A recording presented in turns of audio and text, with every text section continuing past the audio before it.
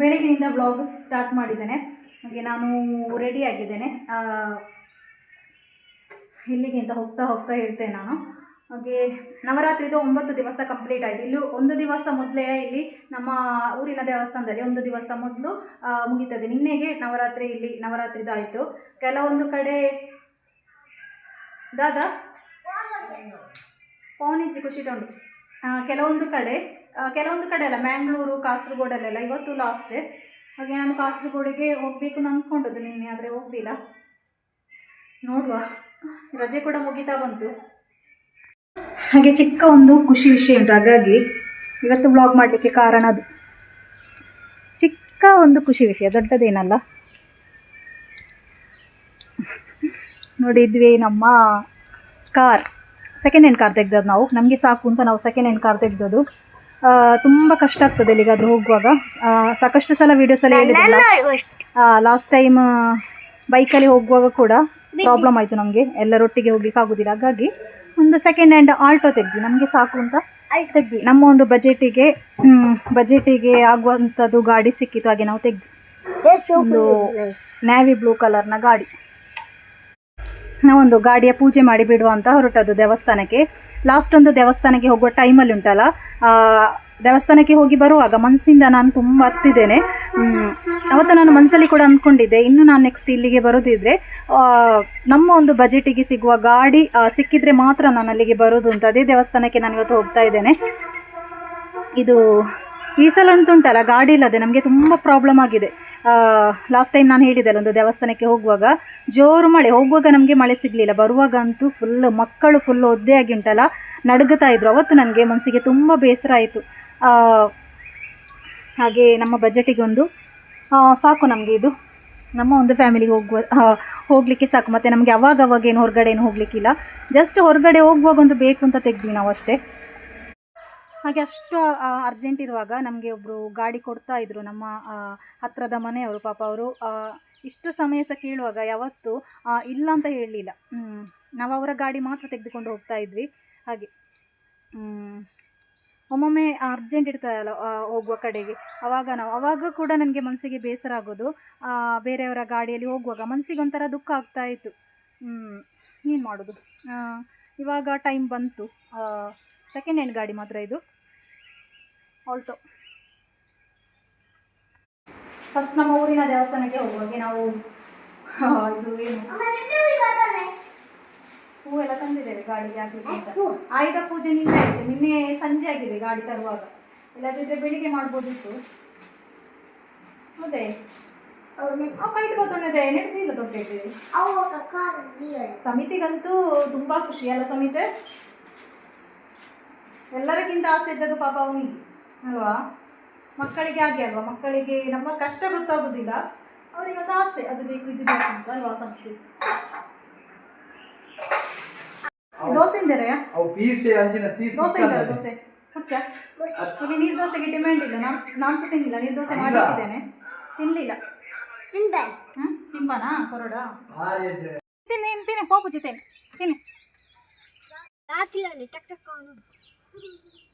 ಗಾಡಿ ಹೀಗೆಂಟು ನೋಡಿ. ನನ್ನ ಯೂಟ್ಯೂಬಿನ ಒಂದು ಪ್ರಾಬ್ಲಮ್ ಸಾಲ್ವೇ ಆಗಲಿಲ್ಲ, ಹಾಗಾಗಿ ನನಗೆ ವಿಡಿಯೋ ಮಾಡಲಿಕ್ಕೆ ಅಷ್ಟು ಇಂಟ್ರೆಸ್ಟ್ ಇಲ್ಲ. ಮತ್ತು ನಿಮ್ಮ ಹತ್ರ ಒಂದು ಶೇರ್ ಮಾಡಿ ಬಿಡುವ ಅಂತ, ನನಗೆ ಇಷ್ಟ ಇದ್ದವರ ಹತ್ರ ಶೇರ್ ಮಾಡುವಂತ. ನನ್ನನ್ನು ಇಷ್ಟ ಇಲ್ಲದವರು ಕೂಡ ಇರ್ಬೋದು ಅಲ್ವಾ. ಖುಷಿ ಎಪ್ಪೋದಾಗ ಡೋರ್ ದೆಬ್ಬು ಸಮೇತ ತೋಚ್ಪವ ಎಲ್ಲ ತೋಚ್ಪವ ಅಧಿಕ ಪ್ರಸಂಗ ಮಾಡ್ತಾರೆ ಅಲ್ಲಿ ದಾದಾ ಓಕೆ. ಎನ್ನ ಸೀಟ್ ಸಮ ಇದು ನೆಟ್ಟಗುಳ್ಳೆ ಇಜ್ಜಿ ಈ ಪಂತ ಹಿಂಗೆ ಪ್ರಾಮಿಸ್ ಮಾಡೋದು ಇದು ತಂದ್ರೆ ಇದೊಂದು ದೊಡ್ಡ ಪ್ರಾಬ್ಲಮ್ ನೋಡಿ. ಲಕ್ ನಿನ್ನ ಸೀಟಿಗೆ ಪೋಲಿ ರಜ ಅಲ್ಲ. ಶ್ರಮ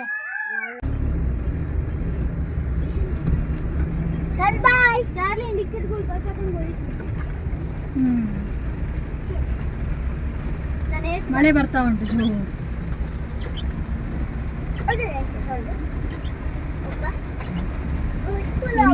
ಕುಡ್ಲದಕ್ಕೆ ಬಂಗ ಅದೇ ಬರ್ಸಂದ ಯಾವಾಗಲೂ ಆಗಿ ಒಳ್ಳೆ ದಿನ ಮಳೆ ಬರೋದು. ಇವತ್ತು ಮೆರವಣಿಗೆ ಉಂಟಲ್ಲ, ಶಾರದ ಮೆರವಣಿಗೆ ಉಂಟು ಬ್ಯಾಂಗ್ಳೂರಲ್ಲಿ.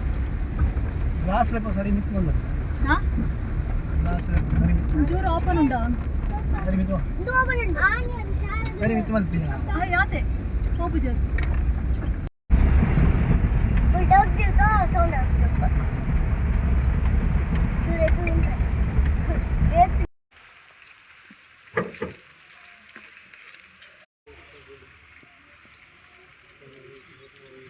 ಗಾಡಿಯ ಪೂಜೆ ಆಯಿತು.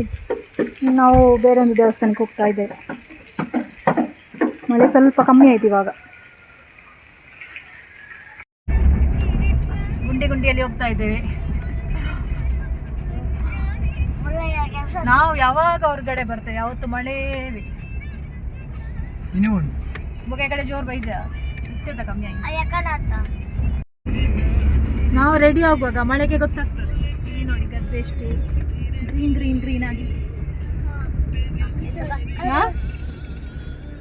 ಮೂಳ ಗುಂಡಿ ಮುಚ್ಚಿದಾರ ಅಂತ ದಾಣಿ ಮೂಳ ಮಸ್ತ್ ಗುಂಡಿ.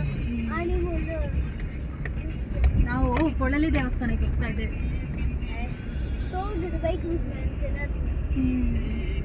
ಬರ್ಲದ ಮಾತ್ರ ಜಾಗೆ ತುಯ್ಯರ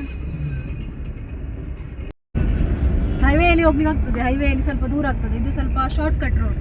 ಹಾಗಾಗಿ ಇಲ್ಲಿಂದ ಹೋಗೋದು ಮಾತ್ರ ರೋಡ್ ಮಾತ್ರ ತುಂಬ ಅಲ್ಲಿ ಗುಂಡಿ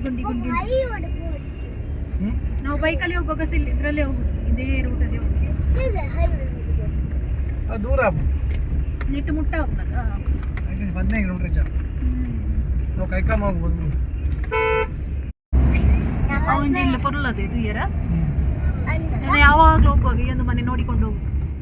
ತುಂಬ ಒಂಥರ ಬ್ಯೂಟಿಫುಲ್ ಆಗಿ ಓಡುತ್ತೆ ಇಲ್ಲ ಲಾಯ್ಕೊಂಡದೆ ಸುತ್ತಮುತ್ತ ಪುರ ಲಾಯ್ಕೊಂಡು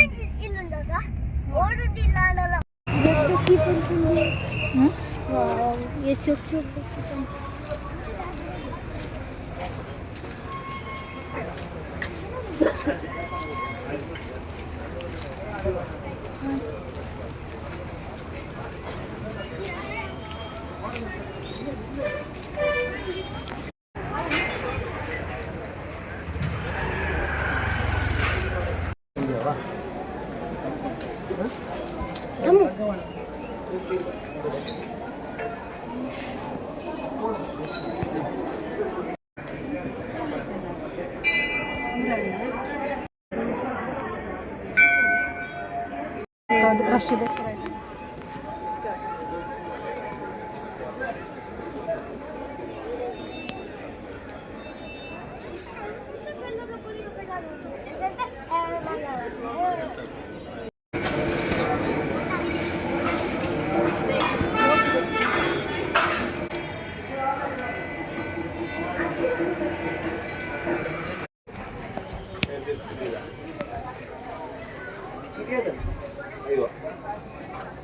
ಯಾವ್ದು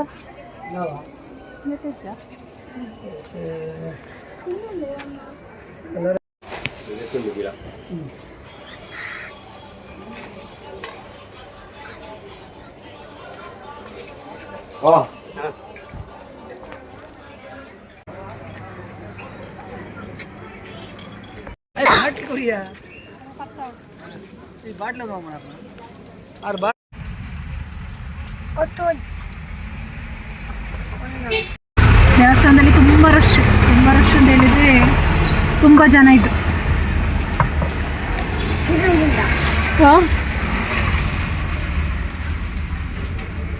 ಗಂಧಬೂರ್ಣ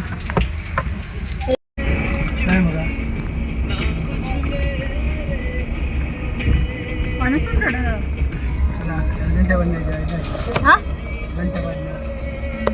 ಮತ್ತೆ ಒಣಸುಂಡ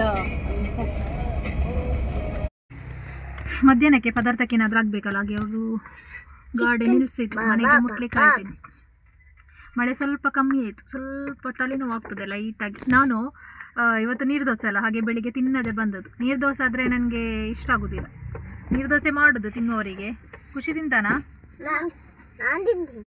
ನಾನಿಲ್ಲದಿದ್ದರೆ ಇವತ್ತು ಕಾಸರಗೋಡಿಗೆ ಹೋಗೋದು.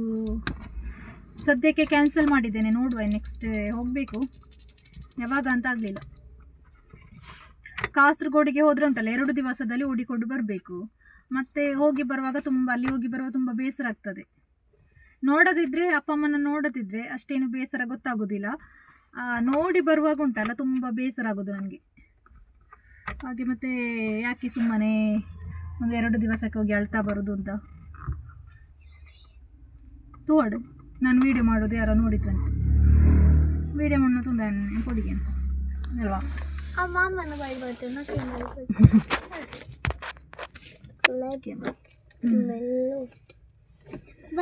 ನಾವೊಂದು ಹನುಮಾನ ಇದುಂಟಲ್ಲ ಅದಕ್ಕೆ ತೆಗ್ದ್ವಿ. ಇವಾಗ ಇಲ್ಲಿ ದೇವಸ್ಥಾನದಿಂದ ತೆಗ್ದದ್ದು ಪೊಳಲಿಯಿಂದ. ಮತ್ತೆ ಇದು ಗಂಟೆ ಪೊಲಲಿ ಪೊಲಲಿ ನಮ್ಮ ಪೊಲಲಿ ಪ್ರಸಾದ ಎಲ್ಲ ತಿಂದಾಯ್ತು. ನನಗೆ ಬೇಕು ಪ್ರಸಾದ. ಇದರಲ್ಲಿ ಒಂದು ಲಡ್ಡು ಪ್ರಸಾದ ಇತ್ತು. ಈ ಇಡೀ ಉದುರು ಪಾಪ ಚಾಮನ್ ಕೊರಿಯದೆ ಕಡೆ ಪೊಳಲಿಯ ಲಡ್ಡು ಪ್ರಸಾದ ನನಗೆ ತುಂಬಾ ಲಡ್ಡು ಇಷ್ಟ. ಪ್ರಸಾದ ಕೊಡಿ ಅಮ್ಮ. ಆಮೇಲೆ ಇದು ಕಲ್ಸಕ್ಕರೆ ಕೋಪ ಲಡ್ಡು ಪ್ರಸಾದ ಕೊಂಡಿ. ಇದು ನಮ್ಮ ಊರಿನ ದೇವಸ್ಥಾನ. ಕೊಂಡಿ ಇದು ಪೊಳಲಿ ದೇವಸ್ಥಾನಕ್ಕೆ ಹೋದದ್ದು. ಎಂತ ರಶ್ಶು, ತುಂಬಾ ಜನ ಇದ್ರು. ಇವತ್ತು ಊಟ ಇತ್ತು ಅಂತ ಗೊತ್ತಿಲ್ಲ, ಊಟ ಮಾಡ್ಲಿಕ್ಕೆ ನಾವು ನಿಲ್ಲಿಲ್ಲ.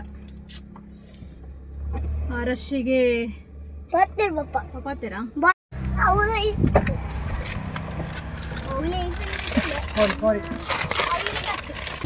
ಎಂಕೊಂಜಿ ಲೈಸ್ ಅಂತ ಜರತಾ ಬಾಲೆ ಬಾಲೆ ಅಂಡ ಒಂಜಿ ಬಾಟಲ್ ಗುಡಿ ಯೋದಲ ಓ ಬಾಟಲ್ ದೆತ್ತರ್ನಿಗಲ ಒಂದು ಅಂತ ಇದೆ ಒಂದು ಬಾಕಿ ಲೆಕ್ಕ ಮಾಡಿ ಬಬ್ಲು. ಅಡ ಖುಷಿದಿರ ಗಾಡಿ ಇಲ್ಲ ಸಮಿತಿ ಸ್ವಲ್ಪ ಚರಪರ ಅವನು ಕೂತ್ಕೊಂಡಲ್ಲಿ ಕೂತ್ಕೊಳ್ಳೋದಿಲ್ಲ. ಅಣ್ಣ ಇಂಕೊಂಜಿ ಲೈಸ್ ಕಂಚಿರದೆ ಈ ಬಾಲೆನೆ ಕಾಸು ಕಡ್ಲೆ ಉಂಟು.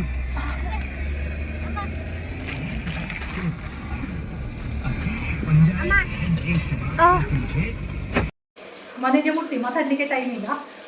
ಮುಟ್ಟುವಾಗಲೇ 1:30 ಆಯಿತು. ಮನೆಗೆ ಮುಟ್ಟುವಾಗ 1:30 ಆಯಿತು. ಹಸಿವಾಗ್ತದೆ. ಹಾಗೆ ಅನ್ನ ಇಟ್ಟೆ, ಅನ್ನ ಬಿಸಿಲಾಯಿತು, ಪದಾರ್ಥ ಆಗ್ತಾ ಉಂಟು. ನಾನು ಬೆಳಿಗ್ಗೆ ಕೂಡ ಹಾಗೆ ಹೋದದ್ದು. ಅಲ್ಲಿ ಒಂದು ಜ್ಯೂಸ್ ಕುಡಿದಿದ್ದೇನೆ. ಮತ್ತು ನಾವು ಎಲ್ಲಿ ಇಳಿಲಿಲ್ಲ, ಅವರಿಗೆ ಎಲ್ಲಿಗೆ ಹೋಗ್ಲಿಕ್ಕೆ ಉಂಟಲ್ಲ, ಮತ್ತೆ ಬೇಕಾಗ್ತದೆ ಅಲ್ವ. ಹಾಗೆ ಮನೆಗೆ ಬಂದು ಪದಾರ್ಥ ಆಗ್ತಾ ಬಂತು, ಬಿಸಿಲಾದದಷ್ಟೇ.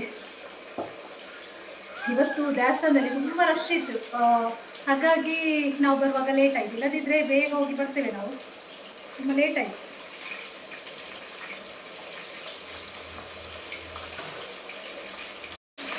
ನಾನು ಯೂಟ್ಯೂಬಲ್ಲಿ ಒಂದು ಪ್ರಾಬ್ಲಮ್ ಉಂಟು ಅಂತ ಹೇಳಿದ್ದಲ್ಲ, ಅದು ಇಲ್ಲಿವರೆಗೆ ಸಾಲ್ವ್ ಆಗಿಲ್ಲ. ಅವರಿಗೆ ಮೆಸೇಜ್ ಮಾಡಿದ್ದೇನೆ, ನೋಡುವ ಸರಿಯಾದರೆ ಕಂಟಿನ್ಯೂ ಮಾಡ್ತೇನೆ, ಇಲ್ಲದಿದ್ದರೆ ಕಂಟಿನ್ಯೂ ಮಾಡಲಿಕ್ಕೆ ಸ್ವಲ್ಪ ಕಷ್ಟ ಉಂಟು. ರೀಲ್ಸ್ ಹಾಕ್ಬೋದು, ಬ್ಲಾಗ್ ಹಾಕಲಿಕ್ಕೆ ನೋಡ್ರಿ ಏನಾಗ್ತದೆ. ಒಂದು ಕಡೆ ಮೋಡಸ್ ಉಂಟು, ಒಂದು ಕಡೆ ಸೆಕೆ ಕೂಡ ಆಗ್ತಾ ಉಂಟು. ನಾನು ಕಾಸರಗೋಡಿಗೆ ಹೋಗ್ಬೇಕಂತ ತುಂಬ ಆಸೆ ಇದೆ. ಮತ್ತು ನನಗೆ ಅದು ಕೂಡ ಹೋಗಿ ಬರಬೇಕಲ್ಲ ಅಂತ. ಹೋಗಿ ಬರುವಾಗ ಸ್ವಲ್ಪ ಕಿರಿಕಿರಿ ಆಗ್ತದೆ. ಇವಾಗ ಮೈಂಡ್ ಸರಿ ಇರ್ತದೆ, ಹೋಗಿ ಬರುವಾಗ ಮೈಂಡೆಲ್ಲ ಸ್ವಲ್ಪ ಚೀಚಾಗ್ತದೆ. ಹಾಗಾಗಿ ಬೇಡ ಅಂತ ಅಂದ್ಕೊಳ್ಳೋದು. ಇವಾಗ ಬೇಡ, ಹೋಗಲಿಕ್ಕೆ ಯಾವಾಗ ಬೇಕಾದರೂ ಹೋಗ್ಬೋದು, ನಾವು ಮನಸ್ಸು ಮಾಡಬೇಕು ಅಷ್ಟೇ.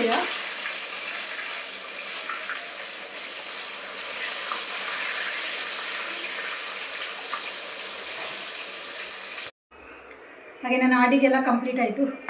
ಅವರಿಗೆ 3 ಗಂಟೆಗೆ ಹೋಗ್ಲಿಕ್ಕೆ ಉಂಟು ಅಂತ ಹೇಳಿದರು.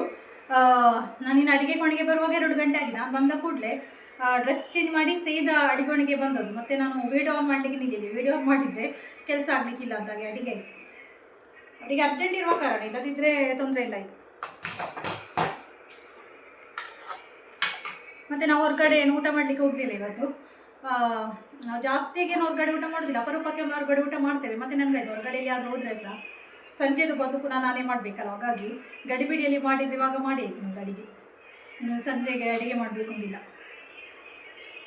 ಹಾಗೆ ನಂದು ಅಡಿಗೆಲಾಗಿ ಸ್ವಲ್ಪ ವೀಡಿಯೋ ಎಡಿಟ್ ಮಾಡುವಂತ ಕೂತ್ಕೊಂಡೆ. ಇನ್ನು ವ್ಲಾಗ್ ಸೆಂಡ್ ಮಾಡುವಂತ. ನವರಾತ್ರಿದು 9 ದಿವಸ ಉಂಟಲ್ಲ, 9 ದಿವಸ ಅಲ್ಲ, ಇವತ್ತಿಗೆ 11 ದಿವಸ ಆಯಿತು. ಹೇಗೆ ಹೋಯ್ತು ಅಂತವೇ ಗೊತ್ತಾಗಲಿಲ್ಲ ನನಗೆ. ಆ ಒಂದು ಟೈಮಲ್ಲಿ ಉಂಟಲ್ಲ, ಒಂದು ಖುಷಿಯೇ ಬೇರೆ. ನವರಾತ್ರಿ ಟೈಮಲ್ಲಿ ದೇವಸ್ಥಾನಕ್ಕೆ ಹೋಗೋದು. ನಾನು ಜಾಸ್ತಿ ನೈಟ್ ಜಾಸ್ತಿ ಅಲ್ಲ, 9 ದಿವಸ ದೇವಸ್ಥಾನದಲ್ಲೇ ಊಟ ಮಾಡ್ತಾ ಇದ್ದದ್ದು ನವರಾತ್ರಿ ಟೈಮಲ್ಲಿ. ಆವಾಗ ನಾನ್ ವೆಜ್ ತಿನ್ನೋದಿದ್ರೂ ಕೂಡ ಆಸೆ ಏನಾಗೋದಿಲ್ಲ. ಈ ನವರಾತ್ರಿ ಟೈಮಲ್ಲಿ ಆಸೆ ಆಗೋದಿಲ್ಲ ನನಗೆ. ಹಾಗೆ ಖುಷಿ ಆಯಿತು ಈ ಸಲ ನವರಾತ್ರಿ. ಹಾಗೆ ವ್ಲಾಗನ್ನು ನಾನು ಎಂಡ್ ಮಾಡ್ತಾ ಇದ್ದೇನೆ. ಇರ್ದುರಾ ಅವರು ಹೊರಟು ಬೈಕ್ ಉಳ್ದಿತ್ತಾರು ಹಾ ಬೆದ್ರಟ ಅವರು ಹೊರಟು. ಅದಕ್ಕೆ ನಾನು ಅಡಿಗೆ ಗಡಿಬಿಡಿಯಲ್ಲಿ ಮಾಡಿದ್ದು. ನನ್ನ ಯೂಟ್ಯೂಬಿನೊಂದು ಪ್ರಾಬ್ಲಮ್ ಸಾಲ್ವೇ ಆಗೋದಿಲ್ಲ, ಸಾಕಾಗಿ ಆಯಿತು ನನಗೆ. ನಾನು ಈ ವ್ಲಾಗನ್ನು ಎಂಡ್ ಮಾಡ್ತಾ ಇದ್ದೇನೆ. ಮುಂದಿನ ವ್ಲಾಗಿನ ಜೊತೆಗೆ ಸಿಗ್ತಾ ಇದ್ದೀನಿ. ಇಷ್ಟ ಆದರೆ ಲೈಕ್ ಮಾಡಿ. Thank you.